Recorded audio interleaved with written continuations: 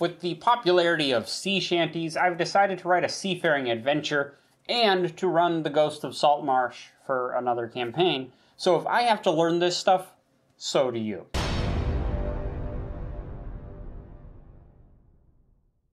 Hey fellow Game Masters, I'm Richard Quiner. Welcome back to the RPG Daily, your daily dose of all things tabletop role-playing games, helping you build your world and master your game. I wanted to make another series of videos also covering seafaring adventures and some of the mechanics behind dealing with ships and ocean travel. And so this is just kind of being thrown in. I know we're going through the fighter, and we'll get through the fighter, but at the same time, I gotta learn this other stuff, so let's just all learn it together. The first part of understanding ships and oceans and how this all works is to being able to read the stat block of a ship.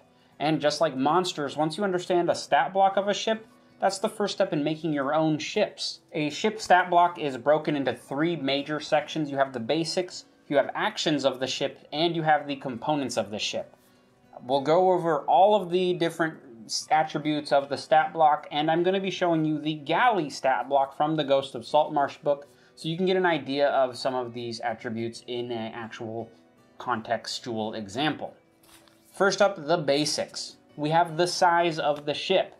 Ship sizes, unlike monster and creature sizes, are not just large, gargantuan, huge, tiny.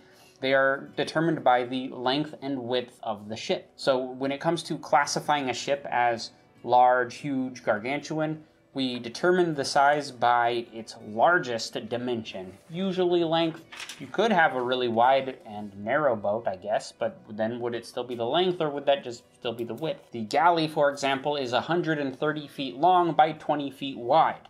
So when we're dealing with the size of that, the galley would be considered gargantuan. If we're having a smaller ship, like a rowboat, something that's only maybe 10 feet long and 5 feet wide, we would consider that a large ship, or large boat, because the largest dimension is only 10 feet. But that's the galley, and that's the size of the ship. The next is going to be the space, which is also determined by the size of the ship. Ships do not come as square tokens. You're not going to use a square ship as your token. You're going to use a ship that is oblong of the actual shape of it. So, like the galley is 130 feet by 20 feet, the token for the galley should be the same size, 130 foot by 20 foot rectangle. The scale that you use is entirely up to you. If you want to do a 1 square is 10 feet, that's fine. I always like the 1 square is 5 feet, but it's entirely DM's choice. Next, on the stat block, we have capacity. Capacity shows how many people and how much cargo an individual ship can carry. The creature capacity of an official stat block lists the crew and the passengers as two separate identities, but you can add them up to see how many individual creatures can stay on that ship. Obviously, if you're dealing with large creatures or huge creatures, the number is going to be a little less than a whole bunch of medium creatures because you have more space. When it comes to cargo, the number listed is going to be determined in tons. So how many tons of cargo can a ship carry? The galley capacity is listed as 80 crew members plus 40 passengers, so that's 120 creatures. The galley also has a cargo capacity of 150 tons. Next is travel pace. Travel pace is not to be confused with in-combat movement speed. Travel pace is more of the long-term, how fast can this thing go over long distances pace. It is listed as miles per hour or miles per day, or both. And of course, the miles per day is equal to the miles per hour times 24, because there's 24 hours in a day. The galley here, as an example, is 4 miles per hour, 96 miles per day. Next, all ships have ability scores. Yes, they have ability scores. Strength, dexterity, constitution, intelligence, wisdom, and charisma. They all have them, except most ships, unless you have a very special ship, are going to have a 0 for intelligence, wisdom, and charisma, but the strength score is more of a numeric representation of their size and build. The dexterity is the maneuverability of the ship, how fast it can move and how fast it can turn, and the constitution represents the actual construction of the ship. For example, a steel constructed ship would have a higher constitution than a wooden constructed ship. The galley, for example, has a strength of 27, meaning it is very big and very strong. It has a dexterity of 4 because it is a slower moving ship, and it has a constitution of 20 because it is reinforced and meant to haul cargo and take a beating when needed. If a ship has any ability scores that are 0, they will automatically fail any kind of checks that score has to make. And the last of the basics is immunities, vulnerabilities, and resistances. When it comes to damage, your ship is likely going to not worry so much about things like psychic and poison damage. They will be immune to those, though they might be vulnerable to fire. Not all ships are like that. For the galley, for example, it is immune to poison and psychic damage. Ships are also immune to a whole bunch of conditions, which I'm just going to have listed here on the side. It's a lot of them. It's almost all of them. Most ships fit this bill where they are immune to certain damages, immune to these conditions. The galley fits this exactly, but as you make your own ships, you might change this up to make it more fit your style. Like a mimic that is also a ship might actually be able to take poison or psychic damage if it's just a ship that's a mimic. That's an idea. Copyright, trademark. Next on the stat block are the ship actions.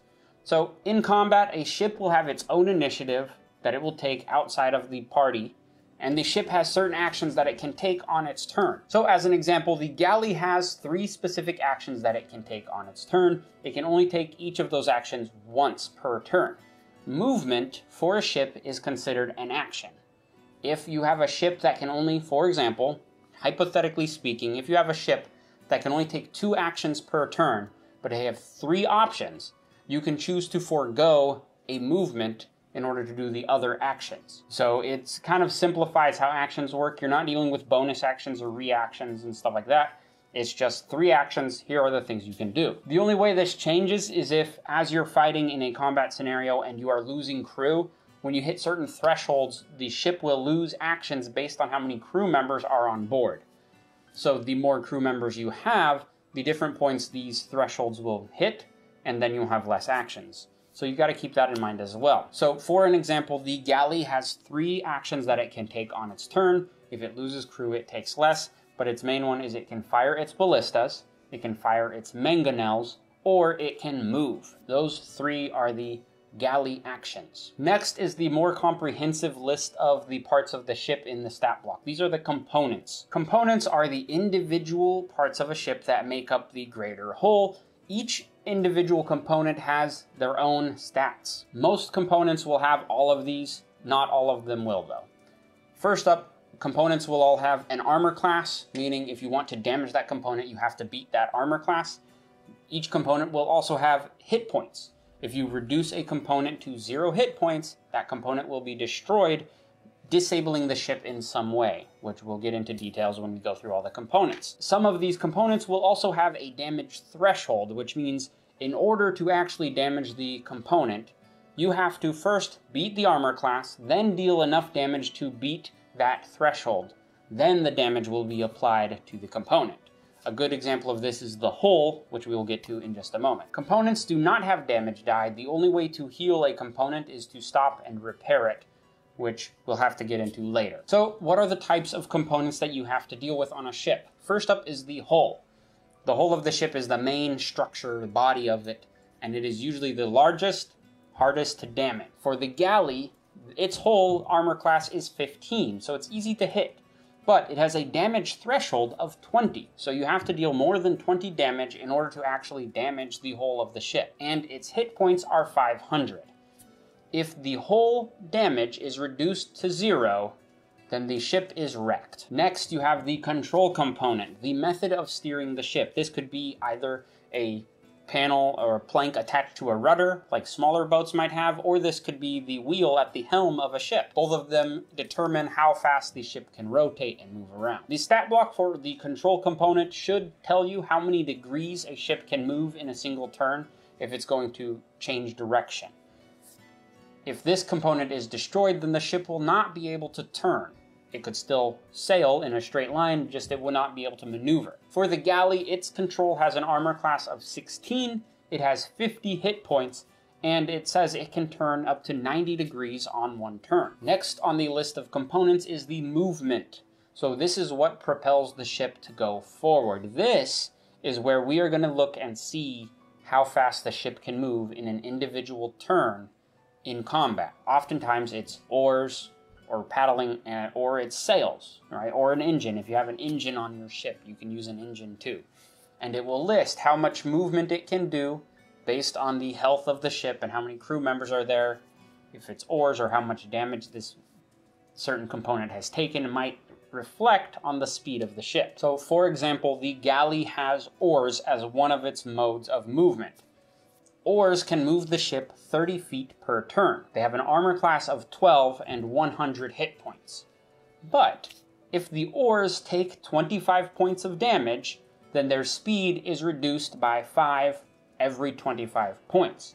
So 100 points, that means it could be reduced by a total of 20, and then the oars would be destroyed, which means the ship would not be able to move in a straight line. If you don't have any way to move, but you still have the control scheme, the rudder or the helm, you're not going to be going very far. And then the last of the components are the weapons of the ship. What does the weapon have for an offensive use? Oftentimes it's ballista, mangonels, cannons, Gatling guns, fireball-wielding sorcerers. You have options here.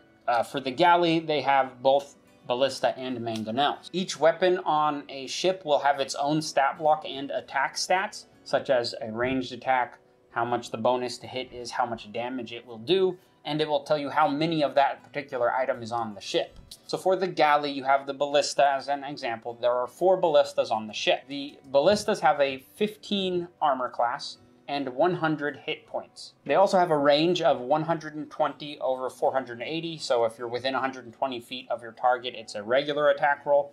If it's up to 480, it will be with disadvantage. They have a +6 to hit their target, and they deal either 16 piercing damage if you do static damages, or 3d10 piercing damage if you want to roll for it all the time.